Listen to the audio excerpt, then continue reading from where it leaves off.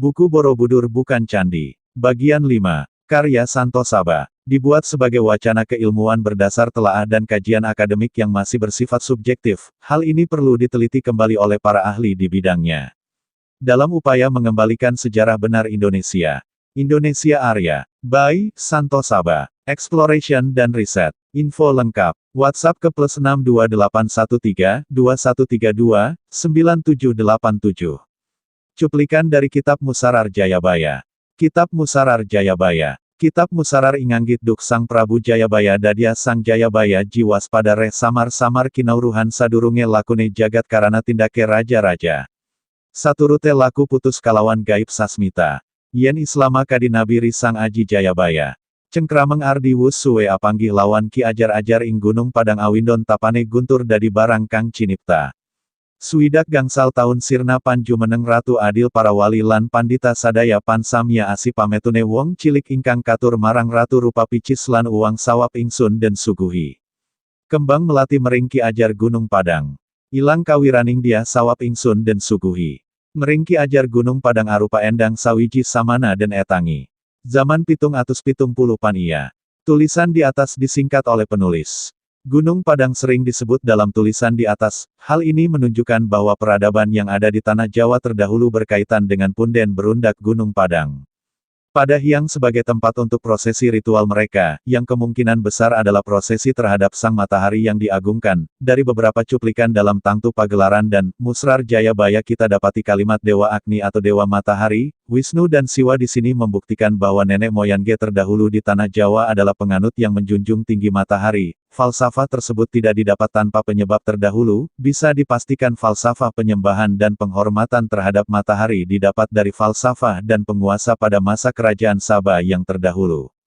Yaitu doktrin dari penguasa terhadap seluruh rakyatnya baik terpaksa maupun sukarela, seperti yang disebutkan dalam Qs. Saba 30-31. Orang-orang yang menyombongkan diri berkata kepada orang-orang yang dianggap lemah, kamikah yang telah menghalangi kamu dari petunjuk sesudah petunjuk itu datang kepadamu? Tidak, sebenarnya kamu sendirilah orang-orang yang berdosa. Dan orang-orang yang dianggap lemah berkata kepada orang-orang yang menyombongkan diri, tidak, sebenarnya tipu daya-mu, di waktu malam dan siang, yang menghalangi kami, ketika kamu menyeru kami supaya kami kafir kepada Allah dan menjadikan sekutu-sekutu baginya. Kedua belah pihak menyatakan penyesalan tatkala mereka melihat asap. Dan kami pasang belenggu di leher orang-orang yang kafir. Mereka tidak dibalas melainkan dengan apa yang telah mereka kerjakan.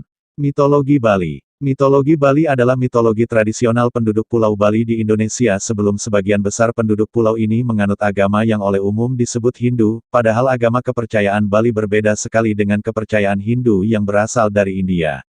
Mitologi Bali masih mempunyai ciri khas dengan tokoh-tokoh dan dewa-dewi yang sangat terkenal. Banyak tokoh dan dewa-dewi yang diadaptasi ke agama yang saat ini disebut Hindu Bali. Mitos penciptaan. Pada awal mulanya di dunia hanya ada Antaboga, yaitu seekor ular yang hidup.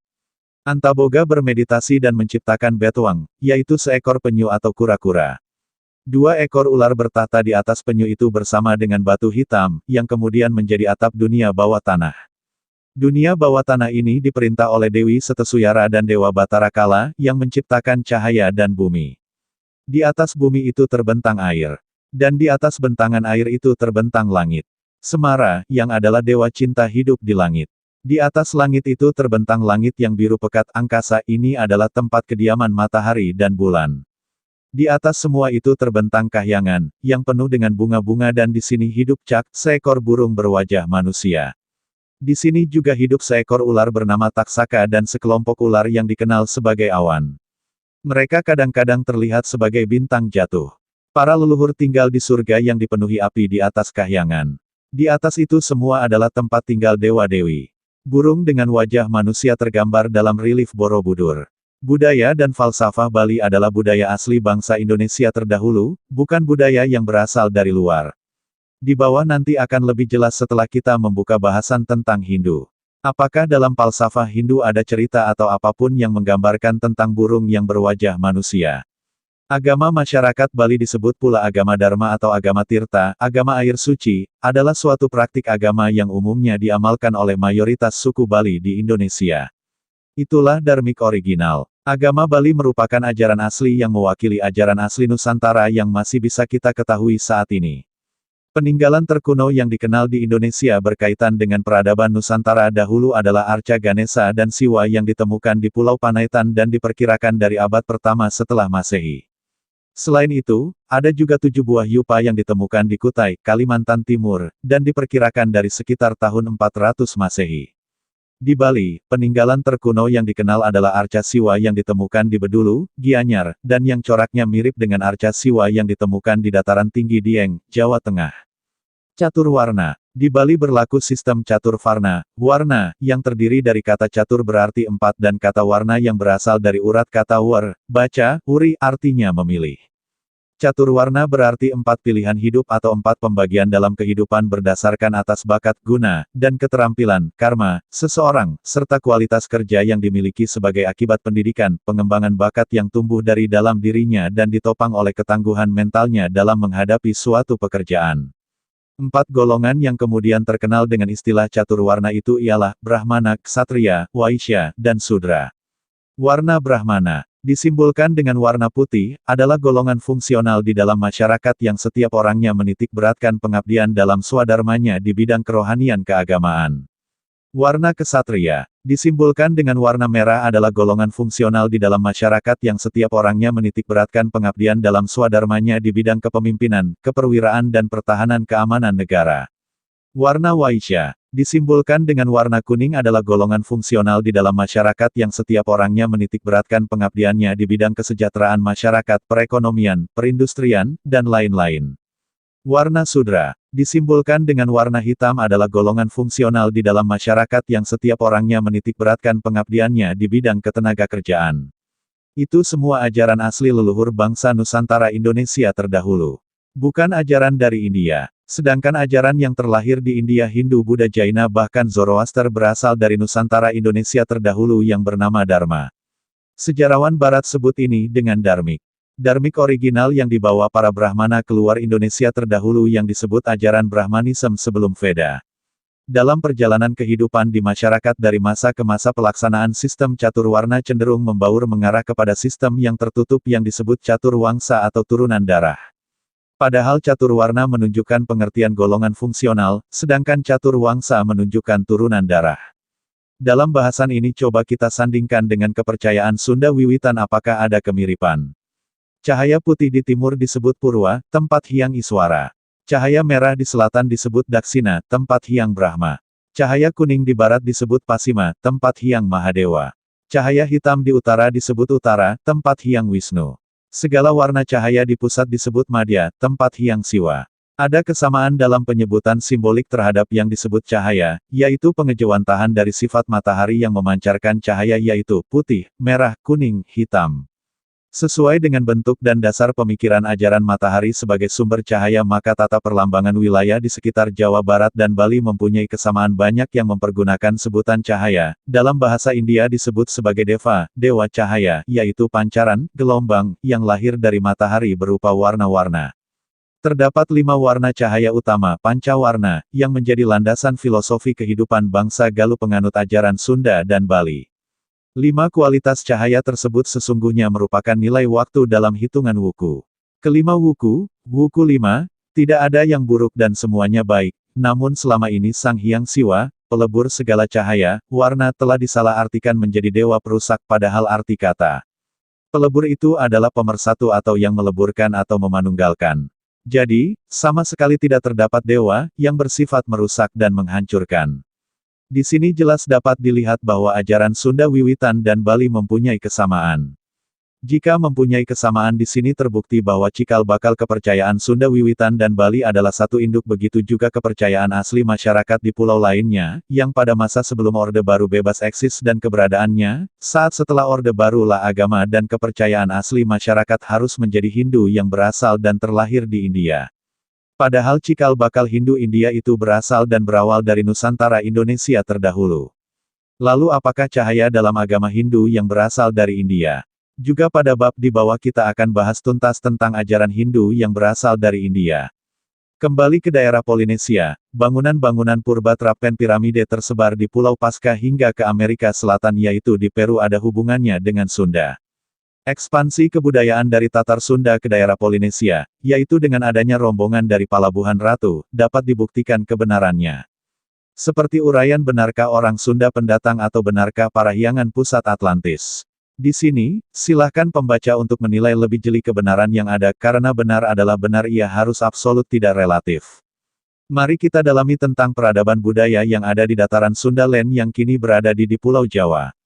Penulis berasumsi Pulau Jawa adalah dataran tinggi di mana tempat para pemuka dan pembesar kaum Saba melakukan ritual kepercayaannya terhadap matahari. Kita bisa meyakini budaya Sunda yang tersisa adalah berawal dari peradaban Saba yang masih tersisa dan sedikit sekali mengalami perubahan. Kita akan mengetahuinya dengan membandingkan antara budaya dan kepercayaan asli Nusantara dengan ajaran Hindu atau Buddha yang terlahir di India. Di bawah nanti kita akan mengetahui setelah kita mempelajari dan mengetahui ajaran Sunda wiwitan yaitu ajaran yang terlebih dahulu ada di Nusantara atau Sunda Land. Mitologi Indonesia. Mitologi Indonesia adalah istilah untuk menyebutkan mitologi di Indonesia. Mitologi Indonesia biasanya dipenuhi oleh nilai-nilai dan petuah kehidupan. Sebagai mitologi, sangatlah umum kalau diceritakan dari mulut ke mulut. Mengenai proses penyampaiannya, sudah pasti akan ada beberapa versi dari satu mitologi. Umumnya mitologi Indonesia memuat kisah keadaan awal dunia, kisah dewa-dewi dan makhluk supranatural, dan kisah asal mula sesuatu. Sebagai ciri utama yang jika dalam beberapa wilayah memiliki mitologi kesamaan terutama dalam mitologi yang diceritakan adalah binatang, kita bisa pastikan sumber tersebut adalah berinduk pada satu kepercayaan di mana di kemudian hari mengalami perubahan dalam penceritaannya. Mitologi nenek moyang Indonesia dalam hal binatang dalam bahasan kepercayaan adalah angsa, kura-kura, ular mitologi dalam keagamaan. Sedangkan binatang lain yang sering tampil adalah sapi, kijang, kera, anjing, dan binatang lain sebagai pendukung yaitu tikus, gajah, banteng. Agama Jawa Sunda, Dewi Sri atau Dewi Sri, bahasa Jawa, Nyai Pohaci Sang Hyang Asri, bahasa Sunda, adalah Dewi Pertanian, Dewi Padi dan Sawah, serta Dewi Kesuburan di Pulau Jawa dan Bali. Pemuliaan dan pemujaan terhadapnya berlangsung sejak masa pra-Hindu dan pra-Islam di Pulau Jawa.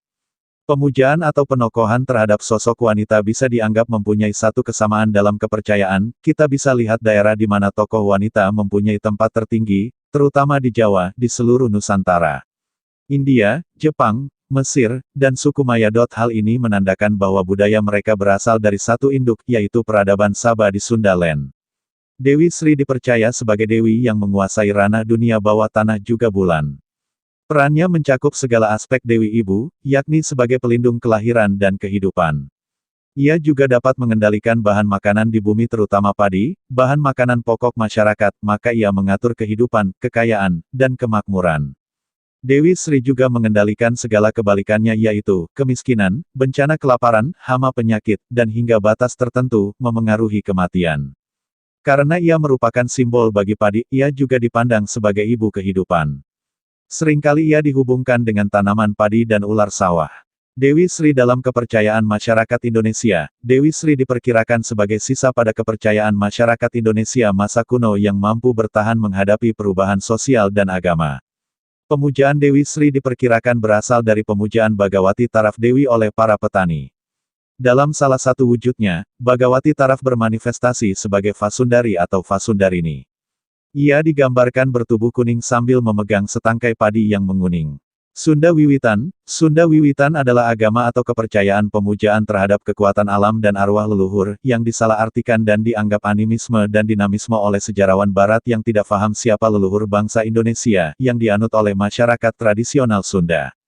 Akan tetapi ada sementara pihak yang berpendapat bahwa agama Sunda Wiwitan juga memiliki unsur monoteisme purba, yaitu di atas para dewata dan hyang dalam panteonnya terdapat dewa tunggal tertinggi maha kuasa yang tak berwujud yang disebut Sang Hyang Kersa yang disamakan dengan Tuhan Yang Maha Esa. Penganut ajaran ini dapat ditemukan di beberapa desa di Provinsi Banten dan Jawa Barat, seperti di Kanekes, Lebak, Banten, Ciptagelar Kasepuhan Banten Kidul, Cisolok, Sukabumi, Kampung Naga, Cirebon, dan Cigugur, Kuningan. Menurut penganutnya, Sunda Wiwitan merupakan kepercayaan yang dianut sejak lama oleh orang Sunda sebelum datangnya ajaran Hindu India dan Islam. Ajaran Sunda Wiwitan terkandung dalam kitab Sang Hyang Siksakanda Engkaresian, sebuah kitab yang berasal dari zaman kerajaan Sunda yang berisi ajaran keagamaan dan tuntunan moral, aturan dan pelajaran budi pekerti. Kitab ini disebut Kropak 630 oleh Perpustakaan Nasional Indonesia. Berdasarkan keterangan Kokolot, tetua kampung Cikeusik, orang Kanekes bukanlah penganut Hindu atau Buddha India, melainkan kepercayaan yang berbeda. Hanya dalam perkembangannya kepercayaan orang Kanekes ini dianggap telah dimasuki oleh unsur-unsur ajaran Hindu, dan hingga batas tertentu ajaran Islam. Dalam carita parahyangan kepercayaan ini disebut sebagai ajaran jati Sunda. Mitologi dan sistem kepercayaan, kekuasaan tertinggi berada pada Sang Hyang Kersa, yang Maha Kuasa, atau Nungersaken, yang menghendaki. Dia juga disebut sebagai Batara Tunggal Tuhan yang Maha Esa, Batara Jagat penguasa alam, dan Batara Sedaniskala yang gaib. Dia bersemayam di Buana Nyungcung. Semua dewa dalam konsep itu adalah dharmik original. Bukan Hindu yang secara formal baru terlahir di India abad 9 Masehi. Brahma, Wisnu, Siwa, Indra, Yama, dan lain-lain, tunduk kepada Batara Sedaniskala. Ramayana, dalam bahasa Sanskerta, Ramayana, yang berasal dari kata Rama dan Ayana. Yang berarti, perjalanan Rama, adalah sebuah cerita epos dari India yang digubah oleh Valmiki, atau Balmiki. Ramayana terdapat pula dalam khazanah sastra Jawa dalam bentuk kakawin Ramayana, dan gubahan-gubahannya dalam bahasa Jawa baru yang tidak semua berdasarkan kakawin ini. Dalam bahasa Melayu didapati pula hikayat seri Rama yang isinya berbeda dengan kakawin Ramayana dalam bahasa Jawa kuna. Pengaruh dalam budaya, beberapa babak maupun adegan dalam Ramayana dituangkan ke dalam bentuk lukisan maupun pahatan dalam arsitektur. Wiracarita Ramayana juga terdapat dalam budaya pewayangan di Nusantara, seperti misalnya di Jawa dan Bali. Selain itu di beberapa negara, seperti misalnya Thailand, Kamboja, Vietnam, Laos, Filipina, dan lain-lain, wiracarita Ramayana diangkat sebagai pertunjukan kesenian. Ringkasan cerita, wiracarita Ramayana menceritakan kisah Sang Rama yang memerintah di kerajaan Kosala, di sebelah utara Sungai Ganga. Ganga, bukan Gangga seperti teks kata yang telah terdistorsi selama ini. Ibu kotanya Ayodhya. Sebelumnya diawali dengan kisah Prabu Dasarata yang memiliki 3 permaisuri, yaitu, Kosalya, Kekayi, dan Sumitra. Dari Dewi Kosalya, lahirlah Sang Rama. Dari Dewi Kekayi, lahirlah Sang Barata. Dari Dewi Sumitra, lahirlah putra kembar, bernama Laksmana dan Satrugna. Keempat pangeran tersebut sangat gagah dan mahir bersenjata. Pada suatu hari, Resi Wiswamitra meminta bantuan Sang Rama untuk melindungi pertapaan di tengah hutan dari gangguan para raksasa. Setelah berunding dengan Prabu Dasarata, Resi Wiswamitra dan Sang Rama berangkat ke tengah hutan diiringi Sang Laksmana. Selama perjalanannya, Sang Rama dan Laksmana diberi ilmu kerohanian dari Resi Wiswamitra. Mereka juga tak henti-hentinya membunuh para raksasa yang mengganggu upacara para resi. Ketika mereka melewati Mitila, Sang Rama mengikuti sayembara yang diadakan Prabu Janaka. Ia berhasil memenangkan sayembara dan berhak meminang Dewi Sinta putri Prabu Janaka. Dengan membawa Dewi Sinta, Rama dan Laksmana kembali pulang ke Ayodhya. Prabu Dasarata yang sudah tua, ingin menyerahkan tahta kepada Rama. Atas permohonan Dewi Kekayi, Sang Prabu dengan berat hati menyerahkan tahta kepada Barata sedangkan Rama harus meninggalkan kerajaan selama 14 tahun. Barata menginginkan Rama sebagai penerus tahta, namun Rama menolak dan menginginkan hidup di hutan bersama istrinya dan Laksmana. Akhirnya Barata memerintah kerajaan Kosala atas nama Sang Rama. Rama hidup di hutan, dalam masa pengasingannya di hutan, Rama dan Laksmana bertemu dengan berbagai raksasa termasuk Surpanaka. Karena Surpanaka bernafsu dengan Rama dan Laksmana, hidungnya terluka oleh pedang Laksmana. Surpanaka mengadu kepada Rawana bahwa ia dianiaya. Rawana menjadi marah dan berniat membalas dendam. Ia menuju ke tempat Rama dan Laksmana kemudian dengan tipu muslihat ia menculik Sinta istri Sang Rama. Dalam usaha penculikannya, Jatayu berusaha menolong namun tidak berhasil sehingga ia gugur. Rama yang mengetahui istrinya diculik mencari Rawana ke kerajaan Alengka atas petunjuk Jatayu. Dalam perjalanan ia bertemu dengan Sugriwa, sang Raja Kiskinda. Atas bantuan Sang Rama, Sugriwa berhasil merebut kerajaan dari kekuasaan kakaknya, Subali. Untuk membalas jasa, Sugriwa bersekutu dengan Sang Rama untuk menggempur Alengka. Dengan dibantu Hanuman dan ribuan wanara, mereka menyeberangi lautan dan menggempur Alengka. Rama menggempur Rawana. Rawana yang tahu kerajaannya diserbu, mengutus para sekutunya termasuk puteranya, Indrajit, untuk menggempur Rama. Nasihat Wibisana adiknya, diabaikan dan ia malah diusir. Akhirnya Wibisana memihak Rama. Indrajit melepas senjata Nagapasa dan memperoleh kemenangan, namun tidak lama. Ia gugur di tangan Laksmana. Setelah sekutu dan para patihnya gugur satu persatu, Rawana tampil ke muka dan pertarungan berlangsung sengit. Dengan senjata panah Brahmastra yang sakti, Rawana gugur sebagai ksatria. Setelah Rawana gugur, tahta kerajaan Alengka diserahkan kepada Wibisana. Sinta kembali ke pangkuan Rama setelah kesuciannya diuji. Rama, Sinta, dan Laksmana pulang ke Ayodhya dengan selamat. Hanuman menyerahkan dirinya bulat-bulat untuk mengabdi kepada Rama. Ketika sampai di Ayodhya, Bharata menyambut mereka dengan takzim dan menyerahkan tahta kepada Rama. Bharatayuddha adalah istilah yang dipakai di Indonesia untuk menyebut perang besar di Kuruksetra antara keluarga Pandawa melawan Korawa. Perang ini merupakan klimaks dari kisah Mahabharata. Sebab peperangan, Mahabharata, Bharatayuddha merupakan puncak perselisihan antara keluarga Pandawa yang dipimpin oleh Puntadewa, atau Yudhistira, melawan sepupu mereka, yaitu para Korawa yang dipimpin oleh Duryudana. Akan tetapi versi pewayangan menyebut perang Bharatayuddha sebagai peristiwa yang sudah ditetapkan kejadiannya oleh Dewata. Konon, sebelum Pandawa dan Korawa dilahirkan, perang ini sudah ditetapkan akan terjadi. Selain itu, Padang Kurusetra sebagai medan pertempuran menurut pewayangan bukan berlokasi di India, melainkan berada di Jawa, tepatnya di dataran tinggi Dieng. Dengan kata lain, kisah Mahabharata menurut tradisi Jawa dianggap terjadi di Pulau Jawa. Bibit perselisihan antara Pandawa dan Korawa dimulai sejak orang tua mereka masih sama-sama muda. Pandu, ayah para Pandawa suatu hari membawa pulang 3 orang putri dari 3 negara, bernama Kunti, Gendari, dan Madrim. Salah satu dari mereka dipersembahkan kepada Dhritarashtra, kakaknya yang buta. Dhritarashtra memutuskan untuk memilih Gendari. Kenapa yang dipilih Gendari? Karena sekali lagi Dhritarashtra buta, ia tidak dapat melihat apapun, jadi ketika ia memilih ketiga putri itu yang dengan cara mengangkat satu persatu, terpilihlah Gendari yang mempunyai bobot paling berat, sehingga Dhritarashtra berpikir bahwa kelak Gendari akan mempunyai banyak anak, sama seperti impian Dhritarashtra. Hal ini membuat putri dari kerajaan Plasajenar itu tersinggung dan sakit hati. Gendari merasa ia tak lebih dari piala bergilir. Ia pun bersumpah keturunannya kelak akan menjadi musuh bebuyutan anak-anak Pandu. Gendari dan adiknya, bernama Sengkuni, mendidik anak-anaknya yang berjumlah 100 orang untuk selalu memusuhi anak-anak Pandu. Ketika Pandu meninggal, anak-anaknya semakin menderita, nyawa mereka selalu diincar oleh sepupu mereka, yaitu para Korawa. Kisah-kisah selanjutnya tidak jauh berbeda dengan versi Mahabharata, antara lain usaha pembunuhan Pandawa dalam istana yang terbakar, sampai perebutan kerajaan Amarta melalui permainan dadu. Akibat kekalahan dalam perjudian tersebut, para Pandawa harus menjalani hukuman pengasingan di hutan Kamiyaka selama 12 tahun, ditambah dengan setahun menyamar sebagai orang rakyat jelata di kerajaan Wirata. Namun setelah masa hukuman berakhir, para Korawa menolak mengembalikan hak-hak para Pandawa. Sebenarnya Yudhistira, saudara sulung dari Pandawa, hanya menginginkan 5 desa saja untuk dikembalikan ke Pandawa. Tidak utuh satu Amarta yang dituntut, tetapi Korawa pun tidak sudi memberikan 1 jengkal tanah pun ke Pandawa.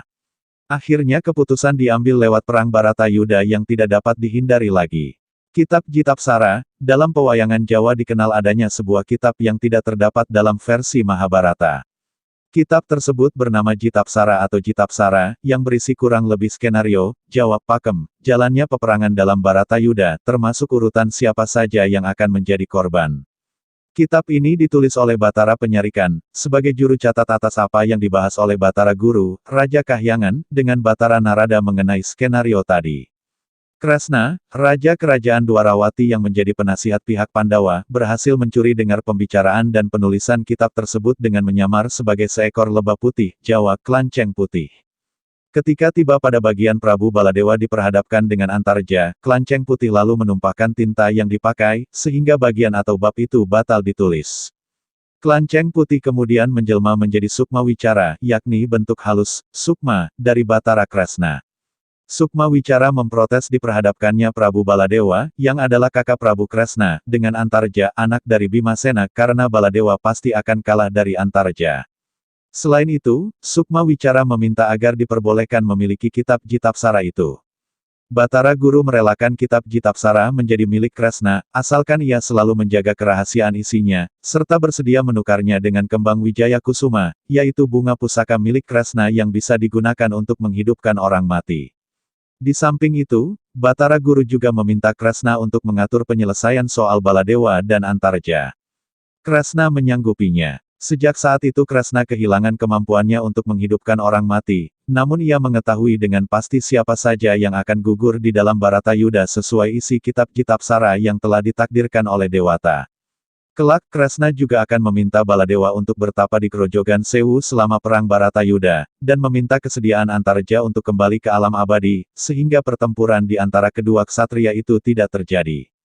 Babak pertama, dikisahkan, Baratayuda diawali dengan pengangkatan Senapati Agung atau pimpinan perang kedua belah pihak. Pihak Pandawa mengangkat Resi Seta sebagai pimpinan perang dengan pendamping di sayap kanan Arya Utara dan sayap kiri Arya Wratsangka. Ketiganya terkenal ketangguhannya dan berasal dari kerajaan Wirata yang mendukung Pandawa. Pandawa menggunakan siasat perang Brajatikswa yang berarti senjata tajam. Sementara di pihak Kurawa mengangkat Bisma, Resi Bisma, sebagai pimpinan perang dengan pendamping Pendeta Drona dan Prabu Salya, Raja Kerajaan Mandaraka yang mendukung Korawa. Bisma menggunakan siasat Wukir Jaladri yang berarti, Gunung Samudra. Bala tentara Korawa menyerang laksana gelombang lautan yang menggulung-gulung, sedang pasukan Pandawa yang dipimpin Resi Seta menyerang dengan dahsyat seperti senjata yang menusuk langsung ke pusat kematian. Sementara itu Rukmarata, putra Prabu Salya datang ke Kuruksetra untuk menonton jalannya perang. Meski bukan anggota pasukan perang, dan berada di luar garis peperangan, ia telah melanggar aturan perang, dengan bermaksud membunuh Resi Seta pimpinan perang Pandawa. Rukmarata memanah Resi Seta namun panahnya tidak melukai sasaran. Setelah melihat siapa yang memanahnya, yakni seorang pangeran muda yang berada di dalam kereta di luar garis pertempuran, Resi Seta kemudian mendesak pasukan lawan ke arah Rukmarata. Setelah kereta Rukmarata berada di tengah pertempuran, Resi Seta segera menghantam dengan gada pemukul Kiai Pecat Nyawa, hingga hancur berkeping-keping. Rukmarata, putra mahkota Mandaraka tewas seketika. Dalam peperangan tersebut Arya Utara gugur di tangan Prabu Salya sedangkan Arya Wratsangka tewas oleh Pendeta Drona. Bisma dengan bersenjatakan Aji Nagakruraya, Aji Dahana, busur Naracabala, panah Kiai Cundarawa, serta senjata Kiai Salukat berhadapan dengan Resi Seta yang bersenjata gada Kiai Lukitapati, pengantar kematian bagi yang mendekatinya. Pertarungan keduanya dikisahkan sangat seimbang dan seru, hingga akhirnya Bisma dapat menewaskan Resi Seta. Baratayuda babak pertama diakhiri dengan sukacita pihak Korawa karena kematian pimpinan perang Pandawa. Babak kedua, setelah Resi Seta gugur, Pandawa kemudian mengangkat Drestadiumna Trustajumena sebagai pimpinan perangnya dalam perang Baratayuda. Sedangkan Bisma tetap menjadi pimpinan perang Korawa. Dalam babak ini kedua kubu berperang dengan siasat yang sama yaitu Garudang Layang, Garuda Terbang. Dalam pertempuran ini dua anggota Korawa, Wikata Boma dan kembarannya, Boma Wikata, terbunuh setelah kepala keduanya diadu oleh Bima. Sementara itu beberapa raja sekutu Korawa juga terbunuh dalam babak ini. Di antaranya Prabu Sumarma, Raja Trigartapura tewas oleh Bima, Prabu Dirgantara terbunuh oleh Arya Satyaki, Prabu Dirgandana tewas di tangan Arya Sangasanga, anak Setyaki, Prabu Dirgasara dan Surasudirga tewas di tangan Gatot Kaca, dan Prabu Malawapati, Raja Malawa tewas terkena panah Rudadali milik Arjuna. Bisma setelah melihat komandan pasukannya berguguran kemudian maju ke medan pertempuran, mendesak maju menggempur lawan. Atas petunjuk Kresna, Pandawa kemudian mengirim Dewi Wara Srikandi untuk maju menghadapi Bisma. Dengan tampilnya prajurit wanita tersebut di medan pertempuran menghadapi Bisma. Bisma merasa bahwa tiba waktunya maut menjemputnya, sesuai dengan kutukan Dewi Amba yang tewas di tangan Bisma. Bisma gugur dengan perantaraan panah Rudadali milik Arjuna yang dilepaskan oleh istrinya, Srikandi. Kutipan dari Kakawin Baratayuda, kutipan di bawah ini menggambarkan suasana perang di Kuruksetra, yaitu setelah pihak Pandawa yang dipimpin oleh Raja Drupada menyusun sebuah barisan yang diberi nama Garuda yang sangat hebat untuk menggempur pasukan Korawa. Kutipan dan terjemahan. Rihu Sire Pinuja de Sangwar Sar Kabeh, kesana Rahin Kamantian Mangkat Sang Drupada Sute, teka Marepata Tingkah Byuhanung Baye Bisame, ngarani Glari Rewe Kiati War Kagepati. Setelah selesai dipuja oleh ksatria semuanya, maka pada siang hari berangkatlah sang Raja Putra Drupada, setibanya telah siap mengatur barisan yang sangat membahayakan, nama barisannya yang berbahaya ialah Garuda yang masyhur gagah berani. Drupada Pinake Tendas Tanlen Partasar Patuk Pare Ratusar Presta Sri Darmatmaja Pinuji, Helari Tengeniki Sangder Stadiumna Sahebale, Kiwe Pawane Sutakas Kocap Satya Kiri Wugat Raja Drupada merupakan kepala dan tak lain Arjuna sebagai paru, para raja merupakan punggung dan Maharaja Yudhistira sebagai pimpinan, sayap bagian kanan merupakan Sangdra Stadiumna bersama bala tentara, sayap kiri merupakan Bima yang terkenal kekuatannya dan Satyaki pada ekornya. Yate tiniru tekap Sang Sri Duryodana Pihadan, Sakuni Pinake Tendas Mangge Alyasar Patuk, Duiri Kiwari Tengen Sang Bisma Drona Panalinge, Kuru Patisar Pisit Dia Dusasana Riwugat. Hal itu ditiru pula oleh Sang Duryodana. Sang Sakuni merupakan kepala dan ditetapkan Raja Madra sebagai paru, sayap kanan kiri adalah Ersi Bisma dan Pendeta Drona merupakan telinga, Raja Kuru merupakan punggung dan Sang Dursasana pada ekor. Ritelasire matingka engka gangga sutenumaso, rumusaki pake kesning biuhe pandawe pinana, dinase gune tekap sang partang lakse mamanahi, linudiraki nambah desang bima kasulaya. Setelah semuanya selesai mengatur barisan kala itu Ersi Bisma maju ke muka, merusak bagian luar pasukan Pandawa dengan panah, dibalas oleh Arjuna berlipat ganda menyerang dengan panah, ditambah pula diterjang oleh sang Bima sehingga banyak bergelimpangan. Karena nike rusak syuh nora pakse mapuliha, pire takunantus nyang yodagal mati pinana, kurupati kerpa alia mewang dusasana akuni, pade malajeng umung sir Bisma Drona Pinaketoh. Sebab itu binasa hancur luluh dan tak seorang pun hendak membalas entah berapa ratus pahlawan yang gugur di panah, Raja Kuru, Pendeta Kripa, Raja Salya, dan Sang Dursasana serta Sang Sakuni, sama-sama lari menuju Ersi Bisma dan Pendeta Drona yang merupakan taruhan.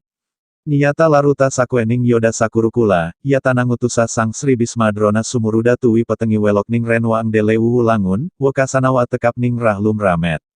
Niyata laruta sakwening yoda sakurukula, yatana ngutusa Sang Sri Bisma Drona sumuruda tuwi petengi welok ning renwaang delewu langun, wakasanawa tekap ning rahlum ramademi lebu. Niscaya akan bubar lari tunggang langgang para pahlawan bangsa Kaurawa, jika tidak disuruh oleh Ersi Bisma dan Pendeta Drona agar mereka mundur, ditambah pula keadaan gelap karena mengepulnya debu membuat mereka bingung tidak tahu keadaan, akhirnya keadaan terang karena darah berhamburan memadamkan debu. Rimarinika peteng tangra elwir sagara mangebek, maka letuhara wisning wirah mati mapupuhan, gaya kuda karangannya rung jera pandanika kasek, aracana maka kau yang saratan wedi mapulih. Setelah gelap menghilang darah seakan-akan air laut pasang, yang merupakan lumpurnya adalah kain perhiasan para pahlawan yang gugur saling bantai, bangkai gajah dan kuda sebagai karangnya dan senjata panah yang bertaburan laksana pandan yang rimbun, sebagai orang menyusun suatu karangan para pahlawan yang tak merasa takut membalas dendam. Irika nasemu kepuan Sang Partardaka Parihain, lumihati Paranatakue mating rata karuna, nya Sang Irawan anak Sang Partawas lawan Ulupui, peja alaga lawan Sang Krenggi raksasa nipuna. Ketika itu rupanya Arjuna menjadi gelisah dan agak kecewa, setelah ia melihat raja-raja yang secara menyedihkan terbunuh dalam keretanya, di sanalah terdapat Sang Irawan, anak Sang Arjuna dengan Dewi Ulupi yang gugur dalam pertempuran melawan Sang Srenggi, seorang raksasa yang ulung. Fakta ilmiah tentang kisah Ramayana. Ternyata sudah banyak peradaban modern sebelum masa kita sekarang. Masa sebelum 4000 SM yang dianggap sebagai masa prasejarah dengan peradaban Sumeria sebagai peradaban tertua di dunia ternyata dianggap salah. Adanya teori Atlantis, Lemuria kini makin diperkuat dengan bukti tertulis seperti percakapan Plato mengenai dialog Solon dan pendeta Mesir kuno mengenai Atlantis. Naskah kuno mengenai Ramayana dan dinastinya, Bharatayuda dan kerajaan Hastinapura, bahkan bukti arkeologi mengenai peradaban Mohenjo-daro yang berhasil ditemukan di Pakistan Utara, Easter Island dan piramid Mesir maupun Amerika Selatan sedikitnya juga telah menunjukkan bahwa memang telah ada peradaban modern di masa ribuan atau bahkan jutaan tahun sebelum era Masehi. Dinasti Rama diperkirakan berkuasa di bagian utara India, Pakistan, Tibet hingga Asia Tengah pada tahun 30.000 SM hingga 15.000 SM. Beberapa naskah Weda dan Jain yang antara lain mengenai Ramayana dan Mahabharata ternyata memuat bukti historis maupun gambaran teknologi dari dinasti Rama yang diyakini pernah mengalami zaman keemasan dengan 7 kota utamanya Seven Rishi City yang salah satunya adalah Mohenjo-daro, Pakistan Utara. Beberapa kemajuan peradaban masa lalu. Atlantis dan dinasti Rama pernah mengalami masa keemasan, Golden Age, pada saat yang bersamaan antara 30.000 sampai 15.000 SM. Keduanya memiliki teknologi dirgantara dan aeronautika yang canggih hingga memiliki pesawat berkemampuan dan berbentuk seperti UFO, berdasarkan beberapa catatan, yang disebut Vimana, Rama, dan Valakri, Atlantis. Penduduk Atlantis memiliki sifat agresif dan dipimpin oleh para pendeta Enlightened Priest, sesuai naskah Plato. Dinasti Rama memiliki 7 kota besar, Seven Riches City, dengan ibu kota Ayodhya di mana salah satu kota yang berhasil ditemukan adalah Mohenjo-daro. Persaingan dari kedua peradaban tersebut mencapai puncaknya dengan perang yang menggunakan senjata nuklir, Perang Baratayuda. Para ahli menemukan bahwa pada puing-puing maupun sisa-sisa tengkorak manusia yang ditemukan di Mohenjo-daro mengandung residu radioaktif yang hanya bisa dihasilkan lewat ledakan termonuklir skala besar. Dalam sebuah seloka mengenai Mahabharata, diceritakan dengan kiasan sebuah senjata penghancur massal yang akibatnya mirip sekali dengan senjata nuklir masa kini. Beberapa seloka dalam kitab Weda dan Jain secara eksplisit dan lengkap menggambarkan bentuk dari wahana terbang yang disebut Vimana yang ciri-cirinya mirip piring terbang masa kini. Sebagian besar bukti tertulis justru berada di India dalam bentuk naskah sastra, sedangkan bukti fisik justru berada di belahan dunia barat yaitu piramid di Mesir dan Amerika Selatan dan yang lebih lengkap terdapat pada relief Borobudur. Singkatnya segala penyelidikan di atas berusaha menyatakan bahwa umat manusia pernah maju dalam peradaban Atlantis dan Rama. Bahkan jauh sebelum 4000 SM manusia pernah memasuki abad antariksa dan teknologi nuklir. Akan tetapi zaman keemasan tersebut berakhir akibat perang nuklir yang dahsyat pula. Hingga pada masa sesudahnya, manusia sempat kembali ke zaman primitif yang kemudian berakhir dengan munculnya peradaban Sumeria sekitar 4000 SM atau 6000 tahun yang lalu. Penemuan jembatan Ramayana, Sri Rama Bridge.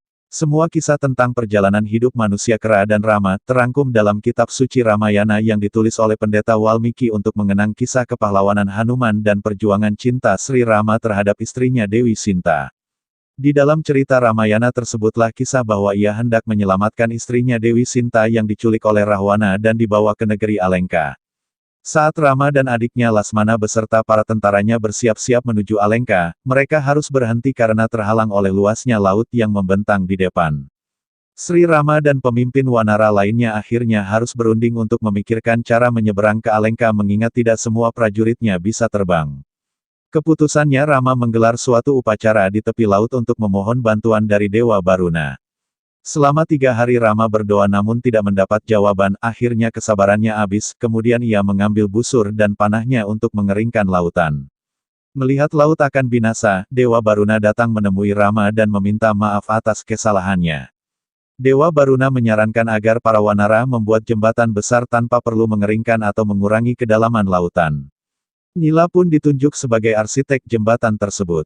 Dibantu Panglima Kera Hanuman dan jutaan pasukan kera dari Raja Sugriwa, Sri Rama menguruk menimbun lautan dengan batu karang dan membangun jembatan selama bertahun-tahun.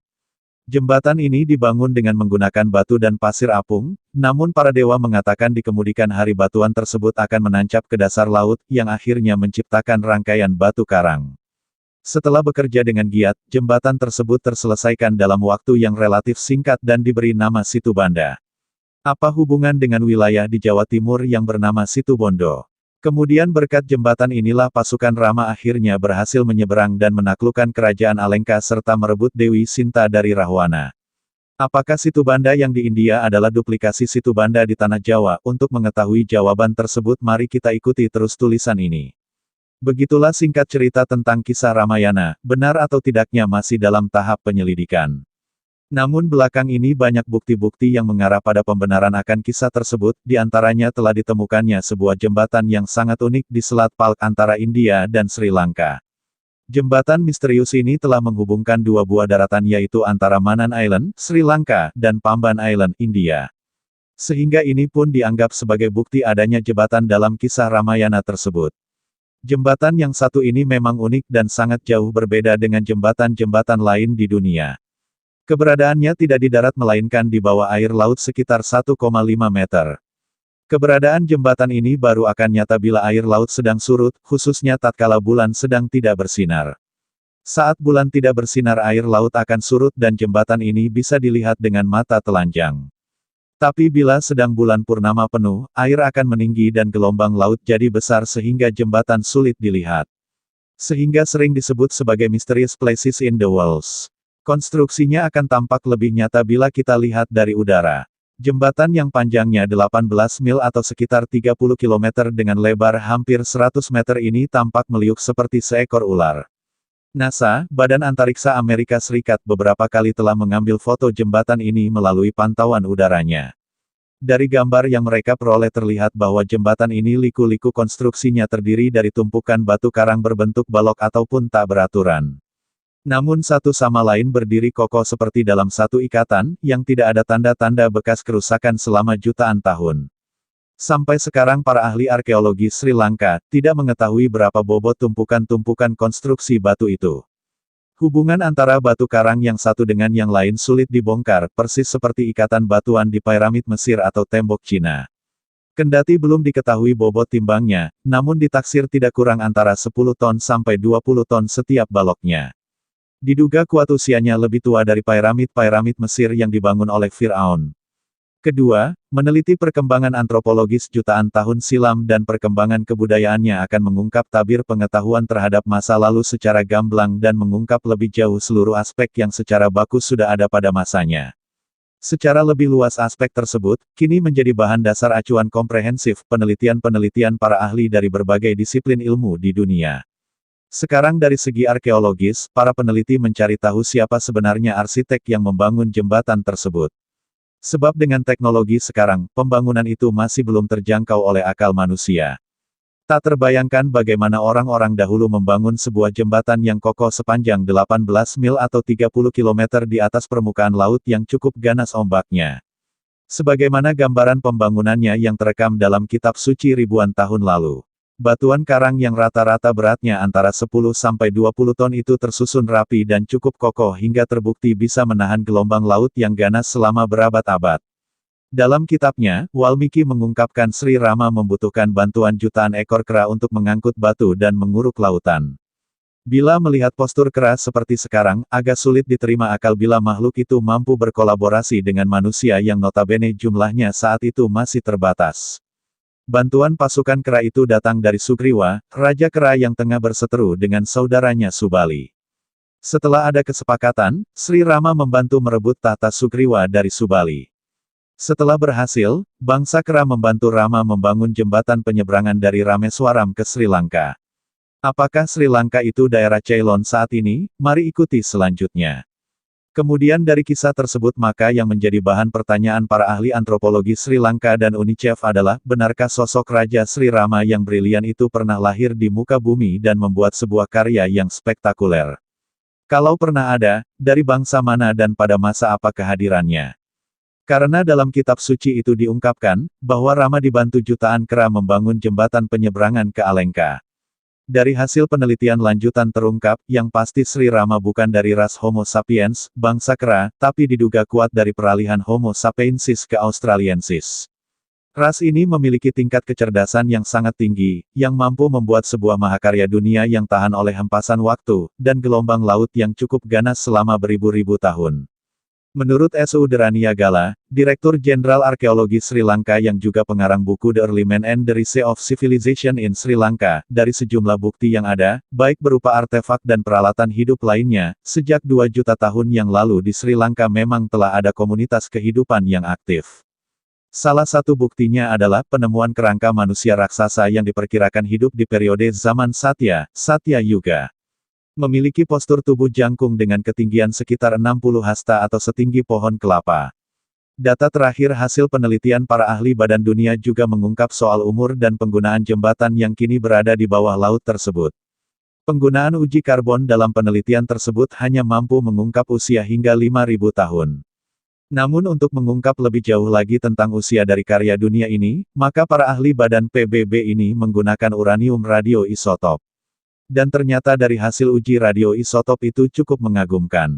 Para ahli berhasil mengungkap bahwa usia jembatan Sri Rama Bridge mendekati usia hingga jutaan tahun.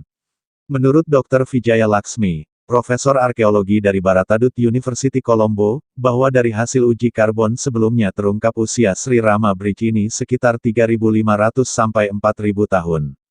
Namun dengan metodologi yang baru, terungkap bahwa usia objek penelitian ini berkisar antara 1.750.000 sampai 2 juta tahun. Diungkapkan lebih jauh, bahwa berdasarkan cakram waktu Hindu, pembangunan jembatan Sri Rama ini berada pada kisaran waktu masa Satya yaitu sekitar 1.728.000 tahun. Sementara masa waktu lainnya yaitu masa Treda 1.296.000 tahun, masa Kali 4.320.000 tahun dan masa Dwapara 864.000 tahun yang lalu. Warisan ini juga telah menunjukkan bahwa di masa lampau manusia pernah memasuki masa keemasan dengan bukti adanya kemajuan ilmu pengetahuan mereka dalam pembuatan jembatan, Sri Rama Bridge ini. Jagar ini harus selalu kita jaga dan lestarikan, karena jembatan Sri Rama ini merupakan satu-satunya bukti fisik adanya kisah epos klasik dunia Ramayana dan juga menunjukkan kepada kita tentang keberadaan dan kemajuan peradaban mereka di masa lalu. Bharatayuddha, Ramayana Perang Nuklir Masa Lampau. Kisah ini menceritakan konflik hebat keturunan Pandu dan Dristarashta dalam memperebutkan tahta kerajaan. Menurut sumber yang saya dapatkan, epos ini ditulis pada tahun 1500 SM. Namun fakta sejarah yang dicatat dalam buku tersebut masanya juga lebih awal 2000 tahun dibanding penyelesaian bukunya. Artinya, peristiwa yang dicatat dalam buku ini diperkirakan terjadi pada masa 5000 tahun yang silam. Tapi, benarkah demikian yang terjadi sebenarnya? Mungkinkah jauh sebelum era modern seperti masa kita ini ada sebuah peradaban maju yang telah menguasai teknologi nuklir? Sedangkan masa sebelum 4000 SM dianggap sebagai masa prasejarah di mana peradaban Sumeria dianggap peradaban tertua di dunia tidak ditemukan kemajuan semacam ini. Akhir-akhir ini perhatian saya tertuju pada sebuah teori mengenai kemungkinan manusia pernah memasuki zaman nuklir lebih dari 6000 tahun yang lalu. Peradaban Atlantis di barat dan dinasti Rama di timur diperkirakan berkembang dan mengalami masa keemasan antara tahun 30.000 SM hingga 15.000 SM. Atlantis memiliki wilayah mulai dari Mediterranean hingga pegunungan Andes di seberang Samudra Atlantis sedangkan dinasti Rama berkuasa di bagian utara India, Pakistan, Tibet hingga Asia Tengah. Peninggalan prasasti di Indus, Mohenjo-daro dan Easter Island, Pasifik Selatan, hingga kini belum bisa diterjemahkan dan para ahli memperkirakan peradaban itu berasal jauh lebih tua dari peradaban tertua yang selama ini diyakini manusia, 4000 SM. Beberapa naskah Weda dan Jain yang antara lain mengenai Ramayana dan Mahabharata ternyata memuat bukti historis maupun gambaran teknologi dari dinasti Rama yang diyakini pernah mengalami zaman keemasan dengan 7 kota utamanya Seven Rishi City, yang salah satunya adalah Mohenjo-daro, Pakistan Utara. Dalam suatu cuplikan cerita dalam epos Mahabharata dikisahkan bahwa Arjuna dengan gagah berani duduk dalam Waimana, sebuah benda mirip pesawat terbang, dan mendarat di tengah air, lalu meluncurkan Gendewa, semacam senjata yang mirip rudal, roket yang dapat menimbulkan sekaligus melepaskan nyala api yang gencar di atas wilayah musuh, lalu dalam sekejap bumi bergetar hebat, asap tebal membumbung tinggi di atas cakrawala, dalam detik itu juga akibat kekuatan ledakan yang ditimbulkan dengan segera menghancurkan dan menghanguskan semua apa saja yang ada di situ. Yang membuat orang tidak habis pikir, sebenarnya senjata semacam apakah yang dilepaskan Arjuna dengan Waimananya itu. Ada beberapa penelitian yang berusaha menguak tabir misteri kehidupan manusia di masa lampau ini. Tentang bagaimana kehidupan sosial hingga kemajuan ilmu dan teknologi mereka. Beberapa waktu belakangan banyak hasil penelitian yang mengejutkan. Dan dari berbagai sumber yang telah saya pelajari, secara umum penggambaran melalui berbagai macam teori dan penelitian mengenai subjek ini telah pula memberikan beberapa bahan kajian yang menarik, antara lain adalah permulaan sebelum 2 miliar tahun hingga 1 juta tahun dari peradaban manusia sekarang ini ternyata telah terdapat peradaban manusia. Dalam masa-masa yang sangat lama ini terdapat berapa banyak peradaban yang demikian maju namun akhirnya menuju pada sebuah kebinasaan. Dan penyebab kebinasaan itu adalah tiada lain akibat peperangan yang pernah terjadi. Atlantis dan dinasti Rama pernah mengalami masa keemasan, Golden Age, pada saat yang bersamaan, 30.000 sampai 15.000 SM. Keduanya sudah menguasai teknologi nuklir. Keduanya memiliki teknologi dirgantara dan aeronautika yang canggih hingga memiliki pesawat berkemampuan dan berbentuk seperti UFO, berdasarkan beberapa catatan, yang disebut Vimana, Rama, dan Faliksi Atlantis. Penduduk Atlantis memiliki sifat agresif dan dipimpin oleh para pendeta Enlightened Priest, sesuai naskah Plato. Dinasti Rama memiliki 7 kota besar, Seven Rishi City, dengan ibu kota Ayodhya di mana salah satu kota yang berhasil ditemukan adalah Mohenjo-daro. Persaingan dari kedua peradaban tersebut mencapai puncaknya dengan menggunakan senjata nuklir. Para ahli menemukan bahwa pada puing-puing maupun sisa-sisa tengkorak manusia yang ditemukan di Mohenjo-daro mengandung residu radioaktif yang hanya bisa dihasilkan lewat ledakan termonuklir skala besar. Kerangka-kerangka yang bergelimpangan di jalan-jalan, seolah-olah mereka telah dilanda satu malapetaka yang amat dahsyat secara tiba-tiba. Pada kerangka-kerangka tersebut terdapat sisa radioaktif yang tinggi, sama dengan yang dijumpai di Hiroshima dan Nagasaki. Dalam sebuah seloka mengenai Mahabharata, diceritakan dengan kiasan sebuah senjata penghancur massal yang akibatnya mirip sekali dengan senjata nuklir masa kini. Vimana, dari hasil riset dan penelitian yang dilakukan di tepian Sungai Gangga di India, para arkeolog menemukan banyak sekali sisa-sisa puing-puing yang telah menjadi batu hangus di atas hulu sungai. Batu yang besar-besar pada reruntuhan ini dilekatkan jadi satu, permukaannya menonjol dan cekung tidak merata. Jika ingin melebur bebatuan tersebut, dibutuhkan suhu paling rendah 1800 derajat Celcius. Bara api yang biasa tidak mampu mencapai suhu seperti ini, hanya pada ledakan nuklir baru bisa mencapai suhu yang demikian. Ada beberapa penelitian yang berusaha menguak tabir misteri kehidupan manusia di masa lampau ini. Tentang bagaimana kehidupan sosial hingga kemajuan ilmu dan teknologi mereka. Beberapa waktu belakangan banyak hasil penelitian yang mengejutkan. Dan dari berbagai sumber yang telah saya pelajari, secara umum penggambaran melalui berbagai macam teori dan penelitian mengenai subjek ini telah pula memberikan beberapa bahan kajian yang menarik, antara lain adalah permulaan sebelum 2 miliar tahun hingga 1 juta tahun dari peradaban manusia sekarang ini ternyata telah terdapat peradaban manusia. Dalam masa-masa yang sangat lama ini terdapat banyak peradaban yang demikian maju namun akhirnya menuju pada sebuah kebinasaan. Dan penyebab kebinasaan itu adalah tiada lain akibat peperangan yang pernah terjadi. Fosil korban perang nuklir era Mohenjo-daro 15.000 SM. Di dalam hutan primitif di pedalaman India, orang-orang juga menemukan lebih banyak reruntuhan batu hangus. Tembok kota yang runtuh dikristalisasi, licin seperti kaca, lapisan luar perabot rumah tangga yang terbuat dari batuan di dalam bangunan juga telah dikacalisasi. Selain di India, Babylon kuno, Gurun Sahara, dan Guru Gobi di Mongolia juga telah ditemukan reruntuhan perang nuklir prasejarah. Batu kaca pada reruntuhan semuanya sama persis dengan batu kaca pada kawasan percobaan nuklir saat ini. Bukti ilmiah peradaban Veda. Bukti-bukti arkeologis, geologis telah terungkap dari penemuan fosil-fosil maupun artefak alat yang digunakan manusia pada masa itu telah terbukti menunjukkan bahwa peradaban manusia modern telah ada sekitar ratusan juta bahkan miliaran tahun yang lalu.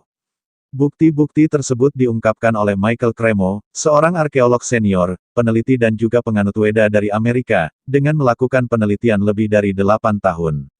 Dari berbagai belahan dunia termasuk juga dari Indonesia telah dapat mengungkapkan misteri peradaban Weda tersebut secara bermakna. Laporan tersebut ditulis dalam beberapa buku yang sudah diterbitkan seperti Forbidden Archaeology, The Hidden History of Human Race, Human Devolution, A Vedic Alternative to Darwin's Theory, terbitan tahun 2003. Dalam buku tersebut akan banyak ditemukan fosil, artefak peninggalan berupa kendi, alas kaki, alat masak dan sebagainya yang telah berusia ratusan juta tahun bahkan miliaran tahun, dibuat oleh manusia yang mempunyai peradaban maju, tidak mungkin dibuat oleh kera atau primata yang lebih rendah. Dari buku-buku tersebut juga ditemukan adanya manipulasi beberapa arkeolog dengan mengubah dimensi waktunya, hal ini bertujuan untuk mendukung teori evolusi Darwin, karena kenyataannya teori evolusi masih sangat lemah. Bukti ilmiah sudah dengan jelas menyatakan bahwa peradaban Weda telah ada miliaran tahun. Para ilmuwan telah membuktikan bahwa perang besar di Tanah Suci Kuksetra, Kota Dwaraka, Sungai Suci Sarasvati dan sebagainya merupakan suatu peristiwa sejarah, bukan sebagai mitologi. Setiap kali kongres para arkeolog dunia selalu menyampaikan bukti-bukti baru tentang peradaban Bartavarsa Purba. Di bawah ini ditampilkan sekelumit dari bukti ilmiah tersebut. Sebenarnya masih banyak bukti ilmiah lainnya yang menunjukkan peradaban Weda tersebut, sehingga Satya Yuga, Treta Yuga, Dvapara Yuga dan Kali Yuga dengan durasi sekitar 4.320.000 tahun merupakan suatu sejarah peradaban manusia modern yang memegang teguh prinsip Dharma. Itulah dharmik original ajaran asli leluhur bangsa Nusantara Indonesia terdahulu yang hingga kini tersimpan sempurna pada budaya Bali dan tergambar di relief Borobudur. Ramayana tergambar di Prambanan lengkap.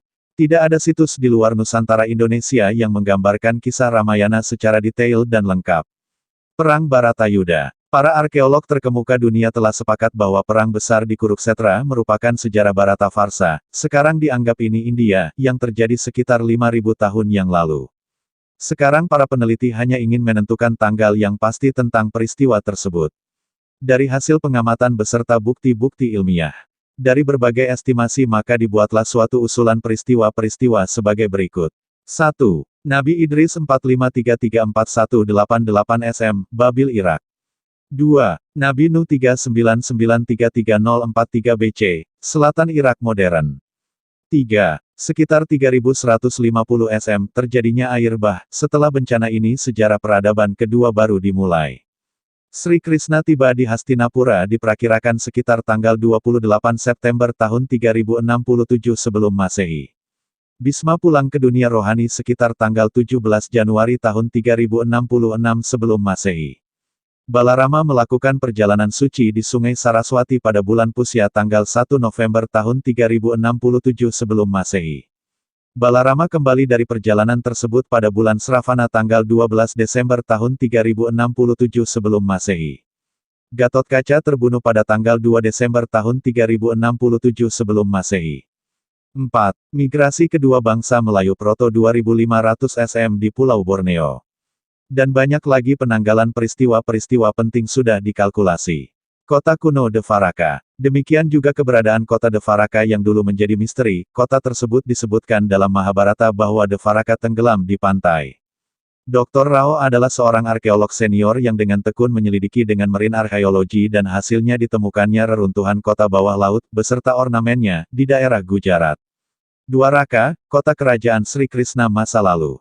Sungai Sarasvati. Keberadaan kota Purba Harappa dan Mohenjo-daro serta keberadaan Sungai Suci Sarasvati telah dijumpai dalam Rigveda, namun tidak diketahui keberadaannya. Kemudian oleh NASA dengan pemotretan dari luar angkasa ternyata dijumpai sebuah lembah yang merupakan bekas sungai yang telah mengering, namun dalam kedalaman tertentu masih tampak ada aliran air di wilayah Pakistan yang bermuara ke Lautan Arab, arahnya sesuai dengan yang digambarkan dalam sastra. Jembatan Alengka. Pemotretan luar angkasa yang dilakukan oleh NASA telah menemukan adanya jembatan misterius yang menghubungkan Manan Island, Sri Lanka, dan Pamban Island, India, sepanjang 30 km, dengan lebar sekitar 100 meter. Tampak pula jembatan tersebut buatan manusia dengan umur sekitar 1.750.000 tahun. Angka ini sesuai dengan sejarah Ramayana yang terjadi pada Treta Yuga. Sekarang sedang diteliti jenis bebatuannya. Jadi Ramayana itu adalah itihasa, sejarah, bukan merupakan dongeng. Citra dari Rama Brige sendiri sangat mudah terlihat dari atas permukaan air laut karena letaknya yang tidak terlalu dalam, yaitu hanya tergenang sedalam kira-kira 1,2 meter, jika air laut sedang surut, dengan lebar hampir 100 meter. Reaktor nuklir kuno di Oklo, pada tahun 1972, ada sebuah perusahaan Perancis, yang mengimpor biji mineral uranium dari Oklo di Republik Gabon, Afrika untuk diolah. Mereka terkejut dengan penemuannya, karena biji uranium impor tersebut ternyata sudah pernah diolah dan dimanfaatkan sebelumnya serta kandungan uraniumnya dengan limbah reaktor nuklir hampir sama. Penemuan ini berhasil memikat para ilmuwan yang datang ke Oklo untuk suatu penelitian. Dari hasil riset menunjukkan adanya sebuah reaktor nuklir berskala besar pada masa prasejarah, dengan kapasitas kurang lebih 500 ton biji uranium di 6 wilayah, diduga dapat menghasilkan tenaga sebesar 100.000 watt. Tambang reaktor nuklir tersebut terpelihara dengan baik, dengan layout yang masuk akal, dan telah beroperasi selama 500.000 tahun lamanya. Yang membuat orang lebih tercengang lagi ialah bahwa limbah penambangan reaktor nuklir yang dibatasi itu, tidak tersebar luas di dalam areal 40 meter di sekitar pertambangan. Kalau ditinjau dari teknik penataan reaksi nuklir yang ada, maka teknik penataan tambang reaktor itu jauh lebih hebat dari sekarang. Yang sangat membuat malu ilmuwan sekarang ialah saat kita sedang pusing dalam menangani masalah limbah nuklir, manusia zaman prasejarah sudah tahu cara memanfaatkan topografi alami untuk menyimpan limbah nuklir. Tambang uranium di Oklo itu kira-kira dibangun 2 miliar tahun yang lalu setelah adanya bukti data geologi dan tidak lama setelah menjadi pertambangan maka dibangunlah sebuah reaktor nuklir ini. Mensikapi hasil riset ini maka para ilmuwan mengakui bahwa inilah sebuah reaktor nuklir kuno, yang telah mengubah buku pelajaran selama ini, serta memberikan pelajaran kepada kita tentang cara menangani limbah nuklir. Sekaligus membuat ilmuwan mau tak mau harus mempelajari dengan serius kemungkinan eksistensi peradaban prasejarah itu, dengan kata lain bahwa reaktor nuklir ini merupakan produk masa peradaban umat manusia. Seperti diketahui, penguasaan teknologi atom oleh umat manusia baru dilakukan dalam kurun waktu beberapa puluh tahun saja. Dengan adanya penemuan ini sekaligus menerangkan bahwa pada 2 miliar tahun yang lampau sudah ada sebuah teknologi yang peradabannya melebihi kita sekarang ini, serta mengerti betul akan cara penggunaannya. Semua temuan arkeologis ini sesuai dengan catatan sejarah yang turun-temurun. Kita bisa mengetahui bahwa manusia juga pernah mengembangkan peradaban tinggi pada 5.000 tahun silam, bahkan mengetahui cara menggunakan reaktor nuklir, namun oleh karena memperebutkan kekuasaan dan kekayaan serta menggunakan dengan sewenang-wenang, sehingga mereka mengalami kehancuran. Singkatnya, segala penyelidikan di atas berusaha menyatakan bahwa umat manusia pernah maju dalam peradaban Atlantis dan Rama. Bahkan jauh sebelum 4000 SM manusia pernah memasuki abad antariksa dan teknologi nuklir. Akan tetapi zaman keemasan tersebut berakhir akibat perang nuklir yang dahsyat hingga pada masa sesudahnya, manusia sempat kembali ke zaman primitif. Masa primitif ini berakhir dengan munculnya peradaban Sumeria sekitar 4000 SM atau 6000 tahun yang lalu. Bukti kuat tentang peradaban besar di pulau besar bernama Sundaland serta kejadian besar yang ada pada masa itu tercatat dan terangkum dalam sebuah candi besar di Tanah Jawa, peradaban Sabah yang pada zaman setelah kehancurannya bernama Nusantara. Candi tersebut adalah Candi Borobudur. Buku Borobudur bukan candi. Bagian 5 lanjut ke bagian 6. Karya Santo Sabah. Dibuat sebagai wacana keilmuan berdasar telaah dan kajian akademik yang masih bersifat subjektif, hal ini perlu diteliti kembali oleh para ahli di bidangnya. Dalam upaya mengembalikan sejarah benar Indonesia. Indonesia Arya. By Santo Sabah. Exploration dan Riset. Info lengkap. WhatsApp ke +62813 2132 9787.